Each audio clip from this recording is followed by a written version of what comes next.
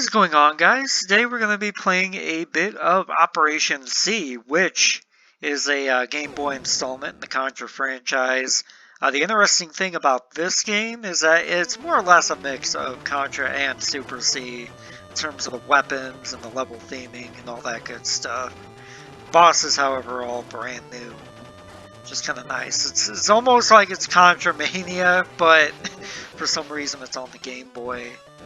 Don't expect perfection here. I'm not nearly as familiar with this as I am Contra Super C, so there might be a few deaths here and there. I've definitely done Contra and Super C without dying, but this one I didn't pick up recently until I got the Contra Anniversary Collection on Switch, which, by the way, is a pretty sweet deal, especially considering it's done by M2.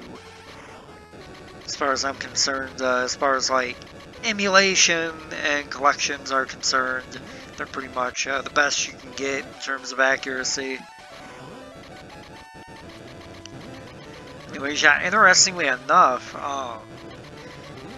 you've got the regular gun, you've got the spread gun, you've got the fireball, and in this game you have a homing shot as well. There is one thing I should explain with the weapons here. There's no rapid item from Contra Super C, so what you have to do is pick up two of the same, and that essentially gives you the rapid fire.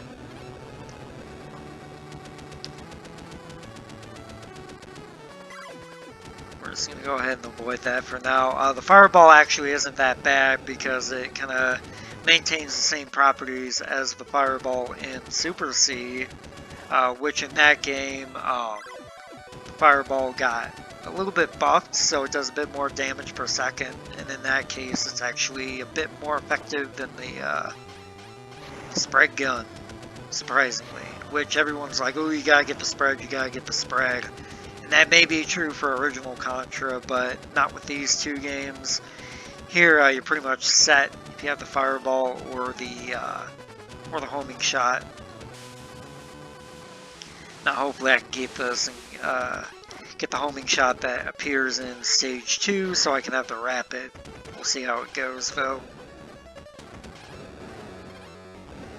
Yeah, the deal with this boss is you basically just want to break all its components. Yeah, and it's nice to kind of kill it on that first cycle there because if you don't, it dives back down into the water and then some more guys come out on top, so it can be kind of a slow battle if you're just starting the game for the first time. Without further ado, we are on our first overhead section, borrowed obviously from Super C.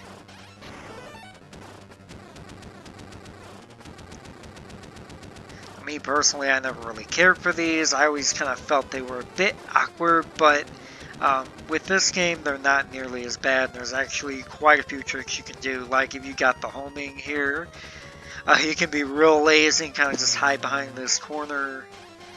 And as long as you do this, those bullets should never graze you. Be a similar one coming up too, actually.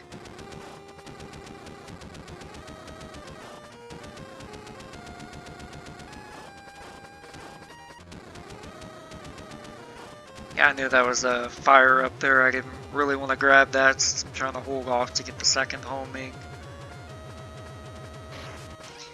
But with this guy, all we really need to do... Oh wow, I'm surprised that did not hit me, but you can kind of just sit here and do this if you've got the homing shot.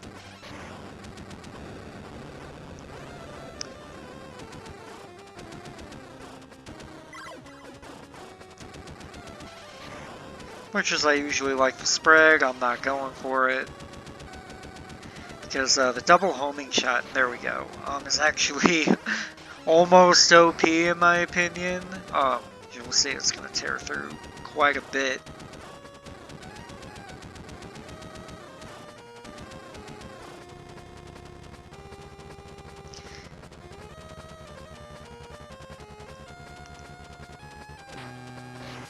But yeah, you can kind of...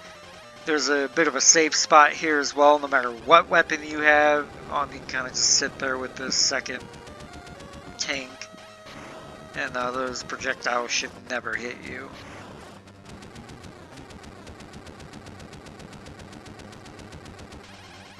There's a big steel wall from Super C, but again, the boss is going to be different. You can't cheese it like you could in Super C. Because it decides to take the whole upper portion of the screen, so there's no getting behind it or nothing like that.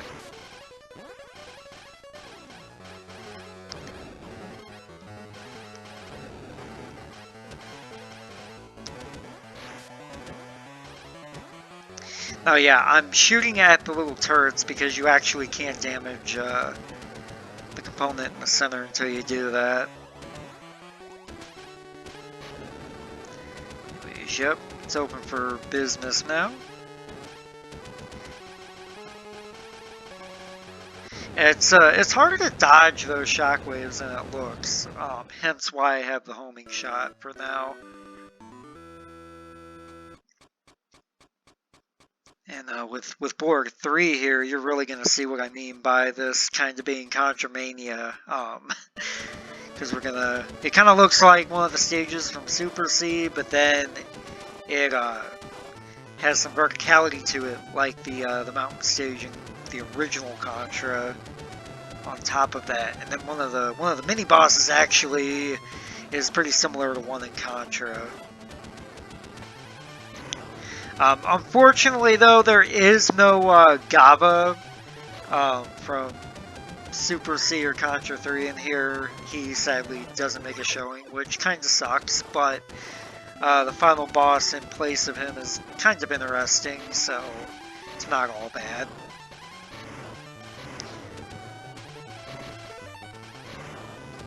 Go ahead and bust those up to get another extra life, which in this game, they're a little bit stingier with lives because it's a little bit shorter.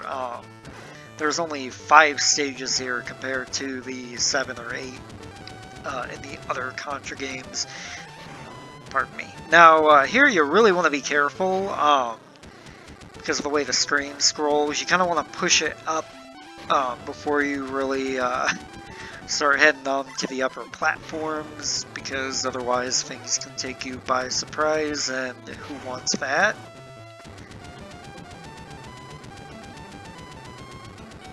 Which, this right here is probably one of my only gripes with the game, to be honest with you. It's just a little bit awkward compared to the original Contra, but considering it's on the Game Boy, I reckon I can't complain too much.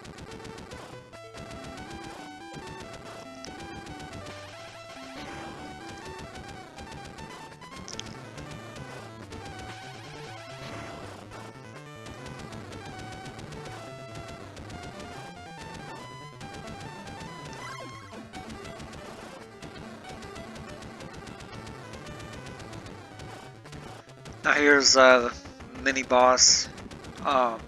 You'll see he kind of drops down little saucer things, kind of similar to the one, I believe it's in level 5 or 6 of the original Contra.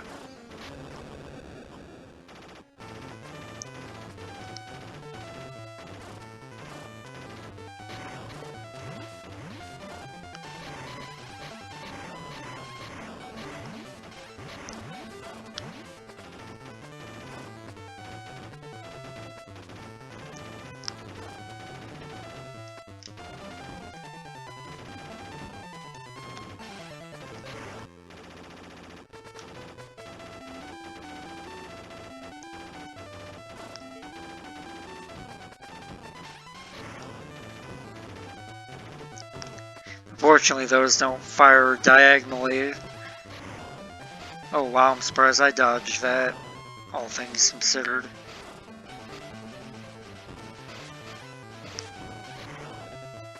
Now here, this jump is actually kind of tricky. You literally have just enough space to make it.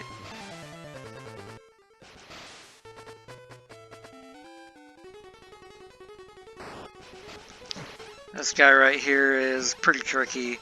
What I'm going to try and do here, and hopefully this works. Cool. Yeah, you kind of want to get on over to that side, make sure you break at least one of these side turrets. Because the boss is actually going to come on down to the bottom and mount. So you kind of have to get into the corner in order to survive that. See if I can kill him before he does it, which I'm not guaranteeing. Oh, well, there we go. Well, alright then. And, this boss was a major stopping point for me when I first played. Game overed on him a couple of times. The main thing there is you want to make sure you don't have to worry about destroying both of the little turrets, just one, so you can kind of duck over there. Now here I'm going to go ahead and stick with the fireball. This is actually quite useful here, considering that the movement's a bit awkward in the overhead sections and that it's got quite a bit of a blast radius.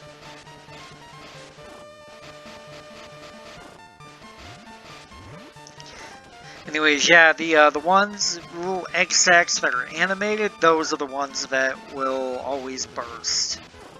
So definitely one thing to pay attention to on this board.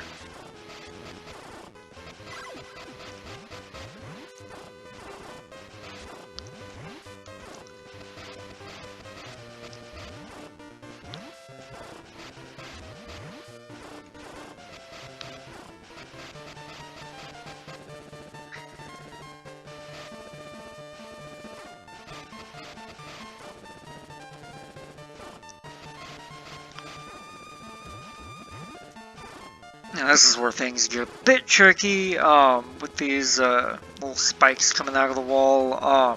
There is a trick to them though. And I'll be showing that on an upcoming set of them here. That is definitely worth knowing if you're going in for the first time. Oh, I almost died there. Now you kind of just have to go up enough, and some of them will simply just go away. They won't bother you. So you can go ahead and keep on trucking.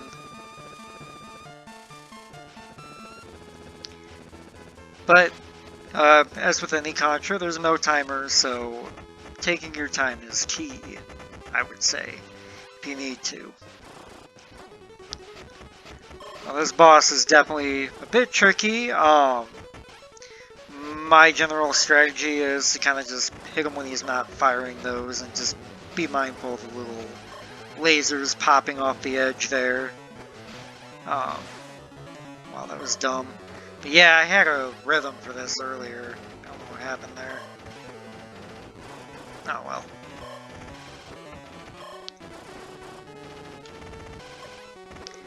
Yeah, especially when he starts to go fast like this, once you've dumped enough shots into him. This is pretty much what you need to do. The hitbox is kind of tricky though. I've actually walked right into him without meaning to before.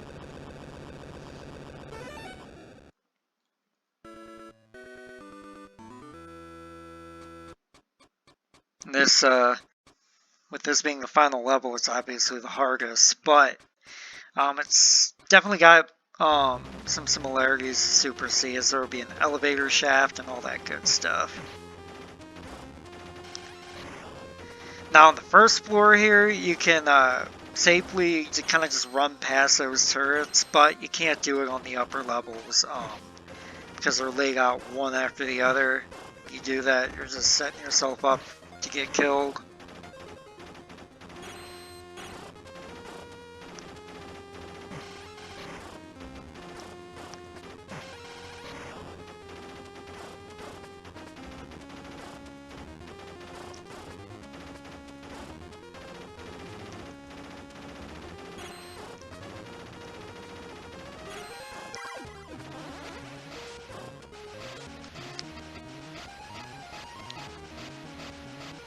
And the fireball is nice here because, again, the blast radius, and you're trying to take out the turrets on the ceiling. It certainly helps.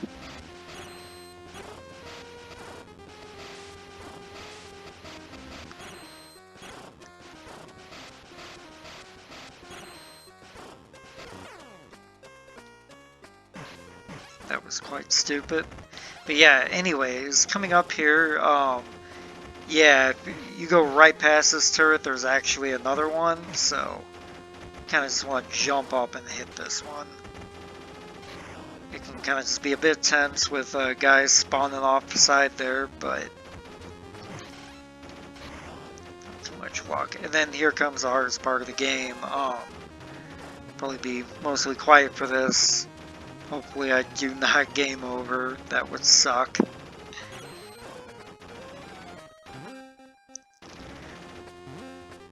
But you'll see what I mean in a minute. So these you kind of just want to be ducking underneath. Found that's kind of the best way to deal with them. I don't think they're random or anything. I just prefer to kind of just keep ducking as soon as you come up over there. I don't know why that happened. I guess because I was pushing both down and right at the same time.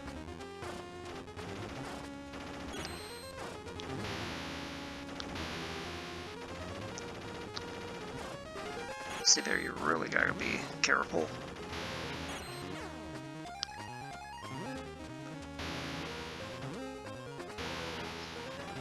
Yeah, this part in particular is why I would never want to try and no death this game. Maybe in the future, but yeah, that's nothing in really nothing like that in Contra or Super C to worry about.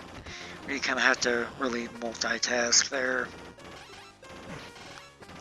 But fortunately, the final boss, he's cool looking, but he does have a relatively simple pattern. And then there is one part after that, but it's pretty much a joke, as you'll soon see. But of course, yeah, here are the bubbles from Super C.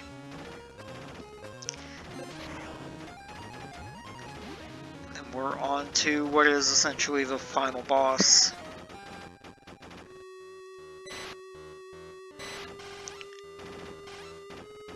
Anyways, yeah, you just want to get over to the side and kind of just jump. As long as you do that in this part, the missile should never get you. But then he starts firing his fists out after a few cycles of this, so there he goes. So what you want to do here is that. So long as you duck, he will never hit you with those. But he's going to do this every single time until you defeat him at this point. It's important to be not at the edge. You can't jump him from the edge, you'll die.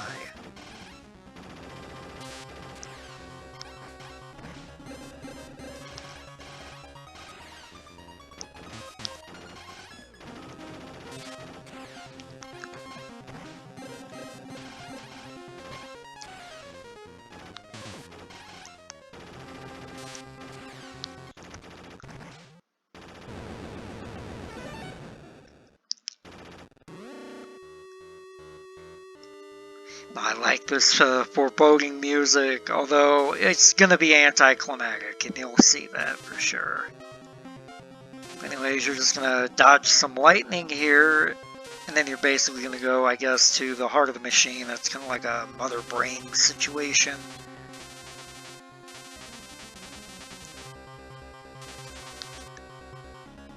Get ready for the hardest part of the game.